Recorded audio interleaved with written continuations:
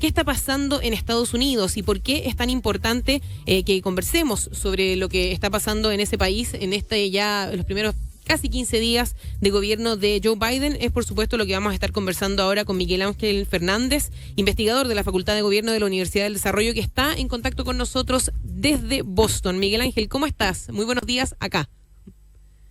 Buenos días acá también, Gonzalo y Piedad. Muchas gracias por el contacto. No, gracias a ti. En Chile llueve, aquí hay una tormenta de nieve, así que estamos encerrados con mucho frío. Estamos de alguna forma sintonizados, al menos acá frío no hace, pero vamos a estar conversando contigo sobre otro tema, Miguel Ángel. Estoy con Gonzalo Fuyú, que me acompaña en la conducción aquí en Déjate Caer de Radio Infinita, y quería partir preguntándote cómo has visto tú desde Boston y por supuesto desde tu expertise estos primeros días de Joe Biden en la Casa Blanca, con los cambios que eso significaba, con los cambios que están tomando y las decisiones también que este gobierno está empezando a tomar de cara a el país que recibieron de parte de la administración de Donald Trump.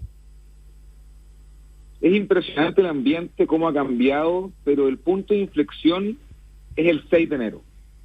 La transición de Biden habría sido una u otra dependiendo de ese evento del asalto al Capitolio. ¿Y por qué digo esto? Porque si habría tomado la posta Joe Biden el 20 de enero sin ese asalto, el país se mantendría en un clima de polarización y división muy alto entre demócratas y republicanos.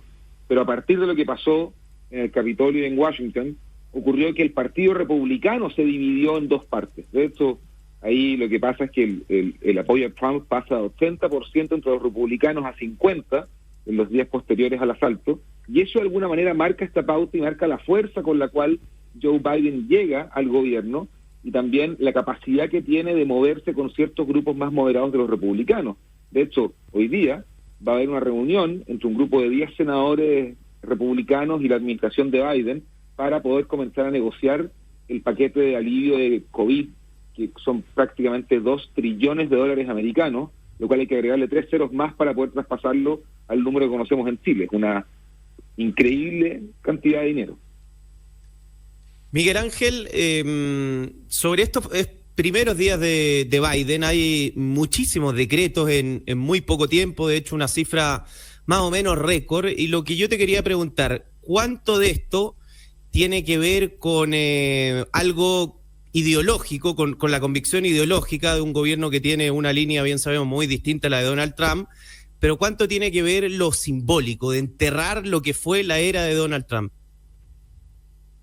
De hecho, el primer día tomó 17 acciones, tiene más de 40 ya órdenes ejecutadas el presidente Biden, y tiene una mezcla de 3 líneas distintas. Por un lado, lo que dices tú, Gonzalo, efectivamente hay mucho de simbolismo en esto, específicamente en el tema, y uno de los casos que ha sido más fuertes en el tema de medio ambiente.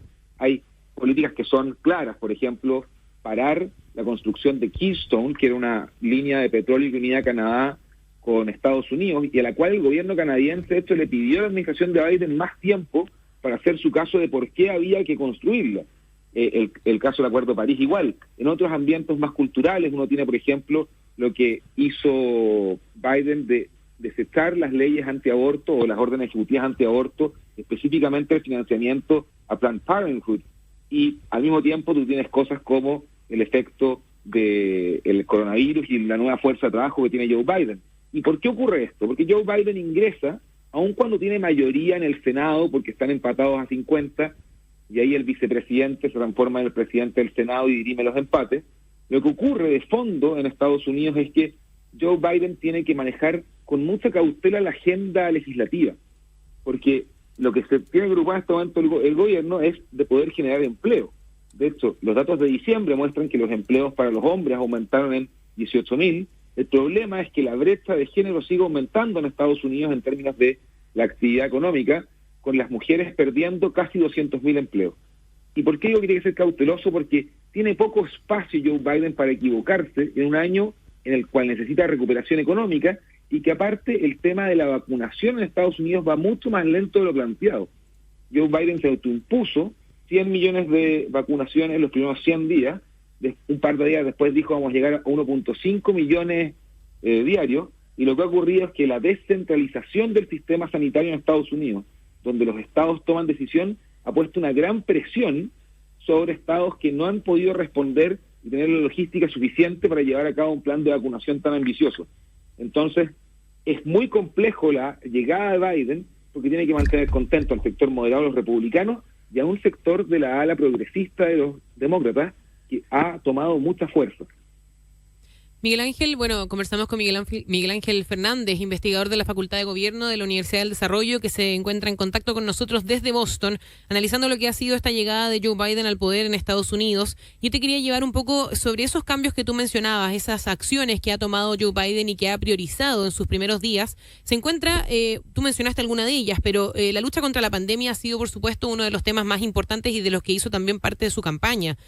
Anuló, por ejemplo, la retirada ya del país de la Organización Mundial de la Salud y nombró a Anthony Fauci, el principal experto en enfermedades infecciosas de Estados Unidos, como el jefe de la delegación de la Organización Mundial de la Salud, además de reactivar el subsidio de seguro de salud conocido como Obamacare. En términos de salud, son decisiones importantes las que ha tomado el presidente Joe Biden, pero ¿cómo afectan también en términos políticos, por ejemplo, su popularidad o el ir de alguna forma ganando más adeptos en términos de que, si bien ya la elección se llevó a cabo y los votantes puede que por ahora no sean un tema importante durante los próximos meses, sí sigue siendo un país que está muy dividido? ¿Lograría con estas decisiones, con una pandemia que ha azotado tan fuerte al país, Joe Biden lograr de alguna forma unir a Estados Unidos, a la población, o lograr por lo menos que se evite este clima tan polarizado?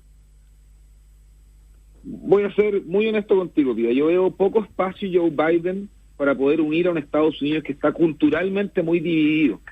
De hecho, cuando uno mira, una cosa es ver lo que ocurre en la elite política americana, como por ejemplo el senador Mitt Romney, que efectivamente está haciendo acercamientos con el gobierno de Biden, y las políticas que está intentando implementar Biden son para mantener la gran base ciudadana que logró la elección.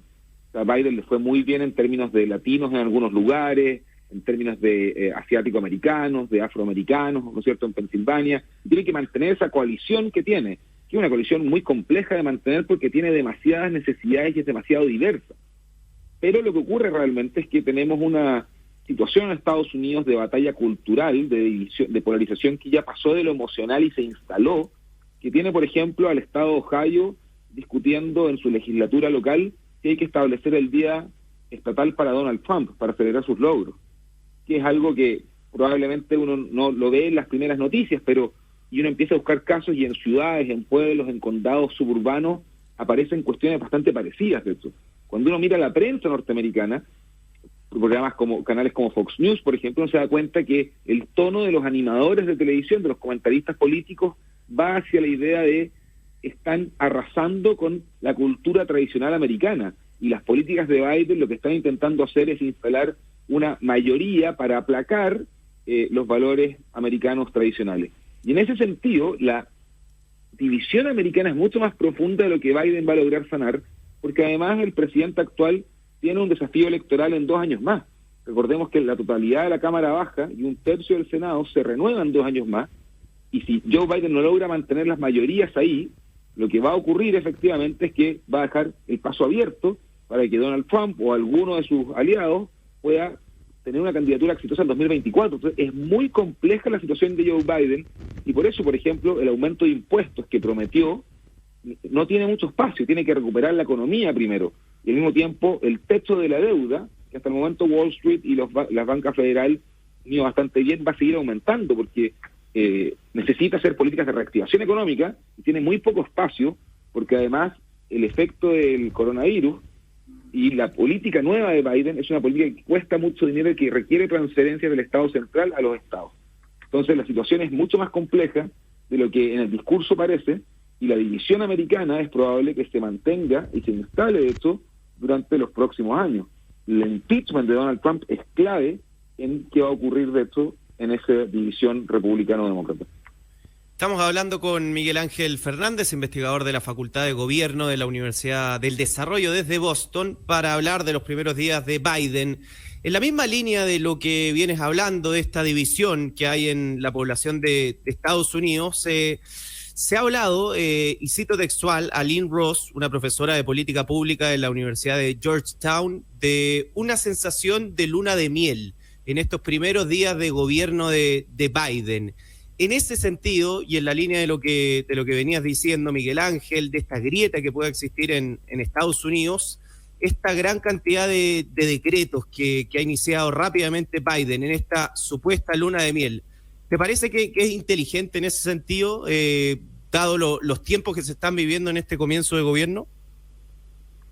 Yo creo que Gonzalo efectivamente está haciendo lo correcto, Joe Biden, porque la gran mayoría de las órdenes ejecutivas van al corazón de la base demócrata que lo eligió. Y lo primero que tienes que mantener para cuando pase este periodo de honeymoon state o de luna de miel, ¿no es cierto?, que tienen los gobiernos durante los primeros meses, es solidificar ese apoyo electoral que te llevó a la Casa Blanca para de alguna manera, cuando pase ese periodo, poder mantenerlo y tener un piso estable de capital político que le permita tomar acciones más audaces. Entonces, esta cuarentena de políticas que está lanzando desde sus capacidades propias de presidente van a aquello. Porque lo que viene ahora es una triple negociación en el Congreso muy difícil. Primero, el impeachment. Segundo, el paquete de alivio al COVID, en el cual Joe Biden anunció $2,000 por ciudadano americano de apoyo directo a las personas, que fue algo de hecho que en la campaña no estaba muy de acuerdo, pero llegando al gobierno las cosas cambian.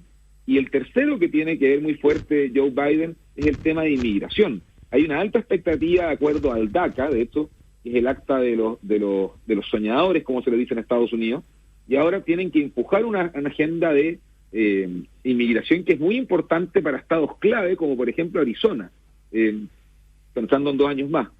Y sumado a eso está el tema del cambio climático, que es la gran agenda de Joe Biden y que de alguna manera de hecho se ha tildado del plan más ambicioso en los últimos 40 años en términos de reactivación económica, sumado a la vertiente medioambiental que tiene.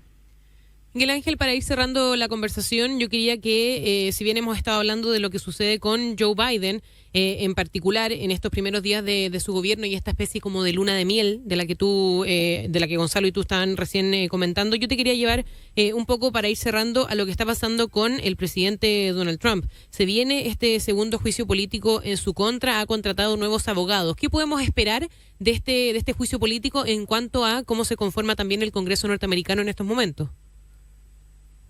Creo que este es el tema más complejo en términos estratégicos para la política americana en estos días.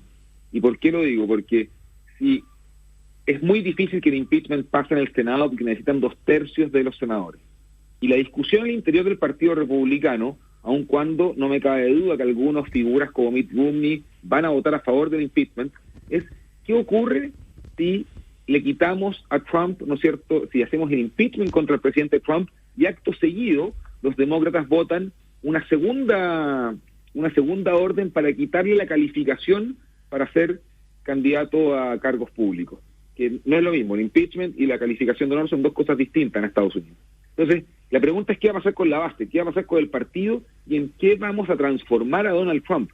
Y de hecho, inclusive los moderados del Partido Republicano se preguntan si, en el fondo, al hacer el impeachment a Donald Trump lo van a transformar en un mártir del pantano, del sistema político sucio, que al final del día le jugó en contra a este presidente que en el imaginario de un grupo importante de americanos es el salvador. Hay que recordar que tiene una figura bastante mesiánica, Donald Trump, para una parte importante de los norteamericanos alrededor del país.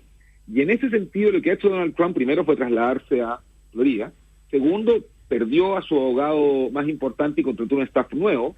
De hecho, anunció la contratación del staff unas 10 horas después de que renunció el abogado jefe. Pero lo más interesante es el movimiento económico que ha hecho Donald Trump para influir en el Partido Republicano. Cuando pasó la elección de noviembre, formó un fondo para poder hacer desafíos en las cortes a los resultados de la elección.